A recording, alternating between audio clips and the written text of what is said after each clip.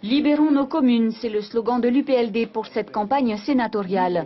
Pour défendre les intérêts des Polynésiens et surtout des élus municipaux, le tandem Tuheiava-Nena, une équipe jeune et musclée, et le sénateur sortant n'est pas peu fier de son bilan. Conforté par Tauhiti Nena, il souhaite résoudre les problèmes des maires face au statut communal et aux difficultés financières liées au FIP. Il est important que l'on puisse défendre la modification du statut d'autonomie pour qu'on puisse mettre en place des critères objectifs pour ne pas qu'il y ait ce système clientéliste qui existe au sein du contrat de projet. Le volet éducation a été mis en place. Donc ça va faire 1 an et demi que M. Gaston Floss bloque volontairement les rénovations et les constructions scolaires au niveau des écoles primaires.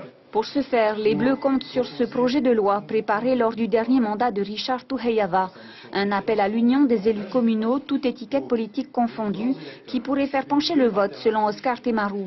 L'UPLD, clairement soutenu par le groupe socialiste au Sénat. Du côté des jaunes, alors que le bureau directeur d'ATP devait statuer hier soir, aujourd'hui, les portes sont restées fermées à la presse, alors que lundi, son président a affiché une certaine sérénité. Apollinatia n'est pas dans le coma, nous serons bien présents et nous entendons faire entendre cette autre voix qui n'est pas celle de la division, qui est celle de la raison. Fin du suspense pour les partisans de Tevaro Fritsch demain, 18h, dernier cara. Autre candidature à noter, celle de Jackie Briand et Tahina Teinaore pour les écologistes. Enfin, le médiateur de la Polynésie, placé par Gaston Floss, laisse entendre qu'il pourrait se présenter. Un suspense que Teiva Manuthei lèvera certainement demain.